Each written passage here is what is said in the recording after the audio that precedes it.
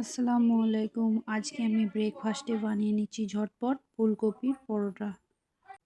ফুলকপির পরোটা বানানোর জন্য এখানে প্রথমেই আমি নিয়ে নিয়েছি একটা গোটা ফুলকপি। ফুলকপিটাকে ভালোভাবে কেটে ধুয়ে নিয়েছি। এরপর একটা গ্রেটারের সাহায্যে গ্রেট করে নেব।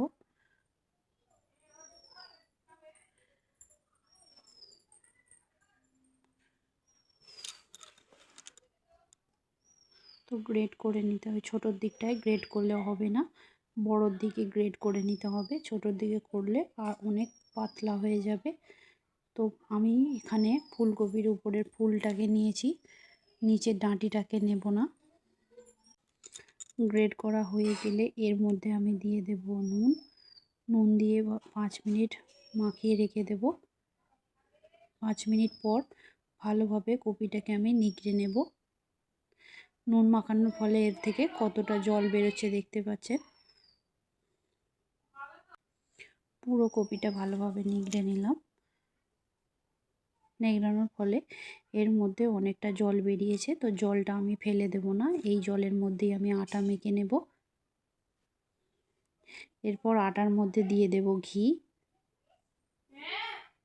এতে আমি নুন ব্যবহার করছি না, কেন জলের নুন ছিল, কপির জলটার মধ্যে নুন ছিল, তাই জন্য আমি নুন ব্যবহার করলাম না।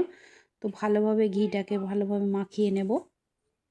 মাখানো হয়ে গেলে এর মধ্যে আমি অল্প অল্প করে জল দিয়ে আটাটাকে ভালোভাবে মেখে নেব।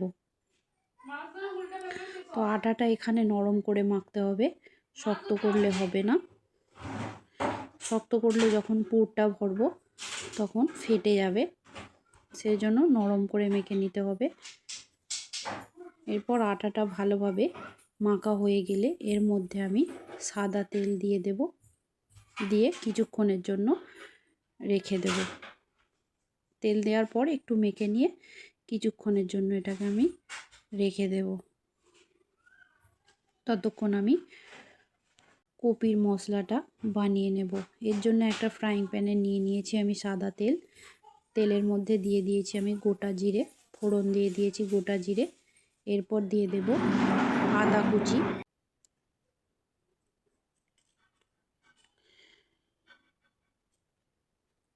আদা কুচি দিয়ে একটু নাড়িয়ে নেব। নেওয়া হয়ে গেলে এখানে আমি ঝালের জন্য দিয়ে দেব কাঁচা লঙ্কা কুচি। এরপর আমি কালারের জন্য এখানে একটু ব্যবহার করব হলুদ গুঁড়ো।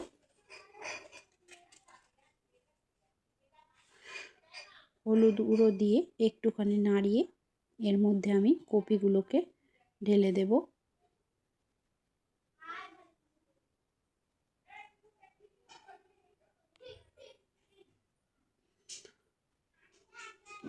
গ্রেড করে কপিটা যে রেখেছিলাম সেটা দিয়ে দেব। কপিটা দিয়ে কিছুক্ষণ নাড়িয়ে নেব। তো এখন গ্যাসের ফ্লেমটা হাই রাখতে হবে, যাতে যে কপির যে আরও এক্সট্রা জল আছে সেই জলটা যেন মরে যায়।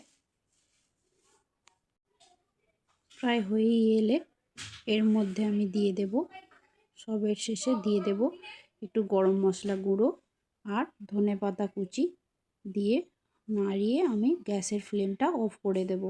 অফ করে দিয়ে কিছুক্ষণের জন্য ঠান্ডা হওয়ার জন্য রেখে দেব। ততক্ষণ আমি লেচিগুলোকে কেটে নেব। লেচিগুলো ভালোভাবে কেটে নিয়েছি। এরপর এরকমভাবে গোল গোল গোল গোল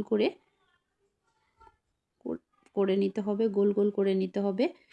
হয়ে গেলে এর মধ্যে তো ধারগুলোকে পাতলা করে নিতে হবে, মাঝখানটা গোল করে নিয়ে ধারগুলো পাতলা করে নিতে হবে। করে নিয়ে এর মধ্যে পুরটা দিয়ে দেব, দিয়ে ভালোভাবে এটাকে আস্তে আস্তে মুড়ে দেব। এরকম সেম প্রসেসে একই পদ্ধতিতে সবগুলো করে নিতে হবে। পুরটা ভরে দিতে হবে এর মধ্যে।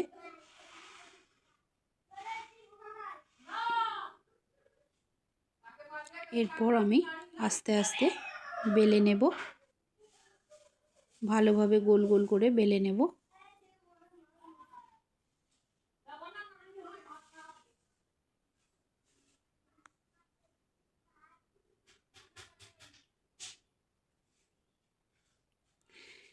ভালোভাবে বেলা হয়ে গেলে এরকমভাবে সবগুলোই বেলে নিতে হবে। এরপর আমি একটা গরম তাওয়া, লোহার তাওয়া নিয়ে নিয়েছি।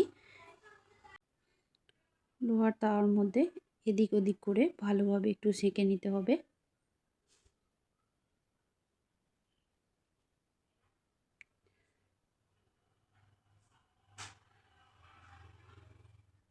দুদিকটায় হালকা লাল লাল হয়ে এলে এর মধ্যে ঘি ব্রাশ করে দিতে হবে। এরকমভাবে হালকা হালকা যে লাল হয়ে আসবে উপর থেকে ঘি ব্রাশ করে দেব।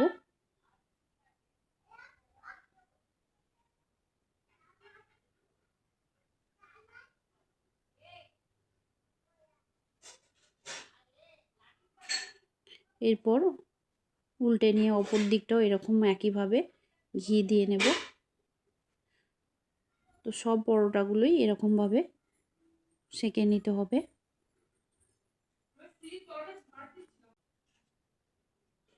দুদিকটা ব্রাশ করা হয়ে গেলে ভালোভাবে ভেজে নেব।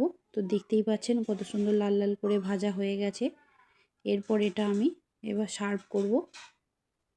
এটা টক দই আর আচারের সঙ্গে খেতে ভালো লাগে। তো যার যেটা পছন্দ খেতে পারেন।